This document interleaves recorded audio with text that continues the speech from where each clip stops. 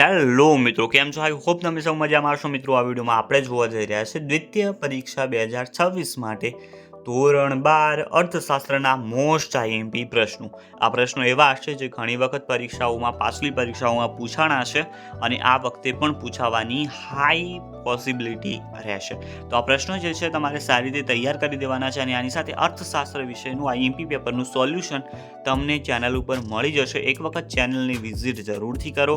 ત્યાં તમને તમામ આઈએમપી મટીરિયલ, તમામ તમારી પરીક્ષામાં ટોપ કરવાનું મટીરિયલ છે. તો એક વખત તમામ વિડીયો સારી રીતે જુઓ અને વિડીયો જોવા મહત્ત્વના નથી, વિડીયોમાં આવેલા પ્રશ્નો સારી રીતે તમે તૈયાર કરો છો કે નહીં એ મહત્ત્વનું છે. તો એ વાતનું ધ્યાન તમારે રાખવાનું છે. ચેનલ સબસ્ક્રાઈબ કરી દો, વિડીયો લાઈક કરી દો. અર્થશાસ્ત્રનું તમામ મટીરિયલ આજે આપણે મેળવવા જઈ રહ્યા છીએ. તો ચાલો વિડીયોની શરૂઆત કરી લઈએ. પહેલાં તો 5 માર્ક્સના પ્રશ્નો જોઈ શકો છો. સેક્શન ઈમાં આવશે. નાણાંનો અર્થ આપી તેના કાર્યો સમજાવવાના છે. સાટા પ્રથાનો અર્થ આપી સાટા પ્રથાની મર્યાદાઓ જણાવવાની છે. વેપારી બેંકનો અર્થ આપી એના કાર્યો જણાવવાના છે. ભારતમાં ગરીબી ઘટાડવાના ઉપાયો ચર્ચવાના છે. ભારતમાં ગરીબીના કારણો સમજાવો છે કે વ્યક્તિ ગરીબ થાય છે તો કેમ થાય છે. ભારતમાં બેરોજગારીના ઉદ્ભવના અથવા તો બેરોજગારીની સમસ્યા હલ કરવાના 5 કારણો તથા ઉપાયો જણાવો. 2 પ્રશ્નો અલગ અલગ છે, તો બંને પ્રશ્નો તૈયાર કરવાના છે કારણ કે બેરોજગારી પીક ઉપર છે ભારતમાં. તો પ્રશ્નો પણ એવા તમારે તૈયાર કરવા પડશે.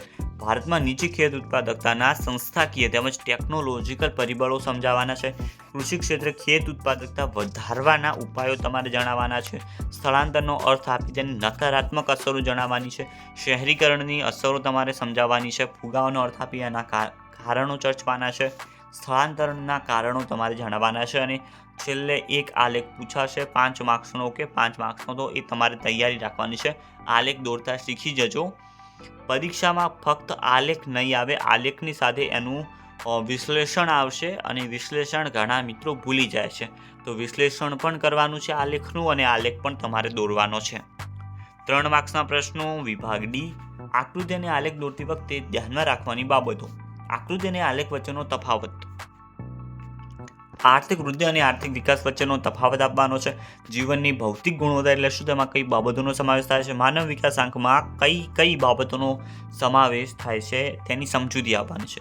ફુગાવાનો અર્થ આપી એના કારણો તમારે ચર્ચવાના રહેશે. રેપો રેટ અને રિવર્સ રેપો રેટ સમજાવવાનો છે. મધ્યસ્થ બેંકના કાર્યો અને વેપારી બેંકના કાર્યો જણાવવાના છે. ગરીબીના આર્થિક કારણો સમજાવવાના છે. ખામીયુક્ત શિક્ષણ પદ્ધતિ બેરોજગારી માટે જવાબદાર છે, સમજાવો. મહાત્મા ગાંધી રાષ્ટ્ર ગ્રામીણ રોજગાર બાહેધરી યોજના એટલે કે મનરેગાની માહિતી આપવાની છે. ભારતમાં ઊંચા જન્મદર માટે જવાબદાર કારણો, આર્થિક પરિબળો મિત્રો સમજાવવાના છે. બીજા અન્ય તમારા મનમાં જે છે એ નથી સમજાવવાના. ઓકે. ભારતમાં નીચા મૃત્યુદરના કારણો સમજાવવાના છે. વસ્તી નિયંત્રણના ઉપાયોની વિગતવાર સમજૂતી આપવાની છે. હરિયાળી ક્રાંતિ એટલે શું, નીચી ખેત ઉત્પાદકતાના કારણો તમારે સમજાવવાના રહેશે.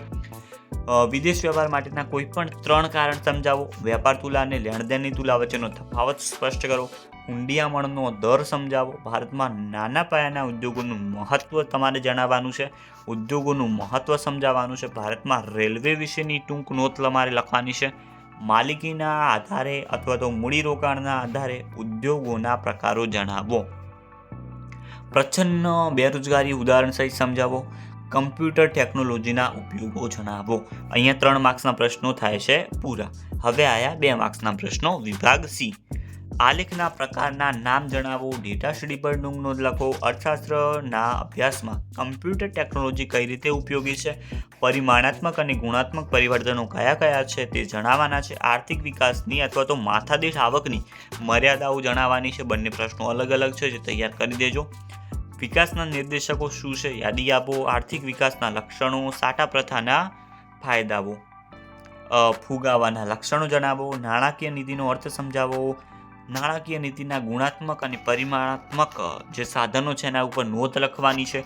વેપારી બેંકના ખાતાઓ વિશે જણાવો. પ્રધાનમંત્રી જનધન યોજના. ગરીબી રેખા એટલે શું, ઘર્ષણજન્ય બેરોજગારીનો અર્થ આપી ઉદાહરણ સાથે સમજૂતી આપવાની છે તમારે. પ્રધાનમંત્રી કૃષિ સિંચાઈ યોજના ક્યારે અને કયા ઉદ્દેશથી શરૂ કરવામાં આવી. પછી ભારતમાં શ્રમ પ્રધાન ઉત્પાદન પદ્ધતિ વધારે અનુકૂળ છે એ સમજાવવાનું છે. 1921ના વર્ષને મહાવિભાજક વર્ષ તરીકે શા માટે ઓળખવામાં આવે છે.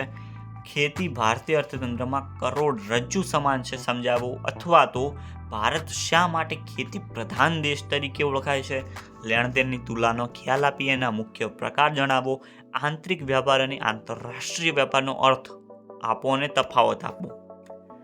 વિશિષ્ટ આર્થિક વિસ્તાર એટલે શું? વિશિષ્ટ આર્થિક વિસ્તારનું મહત્વ તમારે સમજાવવાનું છે. વીજળી કેટલી રીતે મેળવી શકાય, શહેરીકરણની વ્યાખ્યા આપવાની છે. સાપેક્ષ અને નિરપેક્ષ ગરીબી એટલે શું, નાના પાયાના ઉદ્યોગો એટલે શું એ સમજાવવાનું છે. હવે 1 માર્ક્સના પ્રશ્નો જે ટચુકડા જવાબ હોય છે, જે હું જે PDF છે એને સ્ક્રોલ કરું છું તમારી વિડીયો પોઝ કરીને. એક વખત તમારી બુકમાં આ પ્રશ્નો ટીક કરી લો, જે પણ તમે પ્રકાશનમાંથી તૈયારી કરી રહ્યા હો એમાં. તો ઘણી વખત પૂછાયેલા પ્રશ્નો જે છે એવા જ પ્રશ્નો અહીંયા લેવામાં આવ્યા છે. તો આ પહેલાં તમે એક વખત વાંચી લેજો અને પછીના જે ટૂંકા પ્રશ્નો છે તૈયાર કરવાના રહેશે, કારણ કે ટૂંકા પ્રશ્નો ગમે ત્યાંથી તમારે આવી શકે છે. તો એ તો તમામ પ્રશ્નો વાંચવા જરૂરી છે. તો મિત્રો, આ હતું અર્થશાસ્ત્ર માટેનું મોસ્ટ IMP મટીરિયલ. તમામ પ્રશ્નો જો તમે તૈયાર કરી લીધા, સિરિયસલી જો લઈ લીધું હું જે બોલી રહ્યો છું એને, તો તમે વધુમાં વધુ માર્ક્સ આ વખતે લાવી શકો છો. પરંતુ એના માટે તમારે ચેનલ સાથે જોડાયેલું રહેવું પડશે અને ચેનલનું તમામ મટીરિયલ જે તમને મળશે એ તમારે સારી રીતે તૈયાર કરવાનું રહેશે. વિડીયો લાઇક કરી દો, ચેનલ સબસ્ક્રાઈબ કરી દો. મળીશું નવા વિડીયોમાં. ત્યાં સુધી ગુડ બાય.